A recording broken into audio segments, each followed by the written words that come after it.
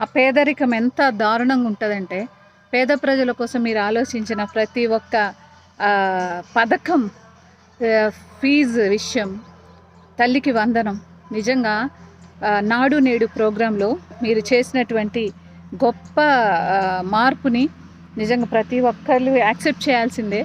అది టీడీపీ వాళ్ళు కానీ, బీజేపీ వాళ్ళు కానీ, కాంగ్రెస్ వాళ్ళు కానీ, ఎవరైనా మనసున్న మనుషులు ఖచ్చితంగా అది పల్లెల్లోకి మీరు సచివాలయాలను తీసుకొచ్చారు.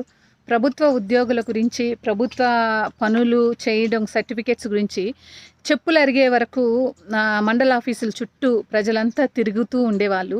వారందరికీ అనుకూలంగా వాళ్ళ టైం వేస్ట్ కాకుండా నిజంగా గ్రామ సచివాలయాల్లో అధికారులని 12 శాఖలను పెట్టి వినూత్నమైనటువంటి గ్రామ స్వరాజ్యాన్ని తీసుకొచ్చిన గొప్ప విజన్ ఉన్న నాయకుడు మన జగనన్న. నిజంగా ఎవరు అవునన్నా కాదన్నా పల్లెల్లోకి, మారుమూల ప్రాంతంలోకి ఒక విద్యని, వైద్యాన్ని అందుబాటులో ఉంచింది గొప్ప నాయకుడు మన జగనన్న. నిజంగా ఒక్కొక్క డాక్టర్కి 3.5 లక్షలు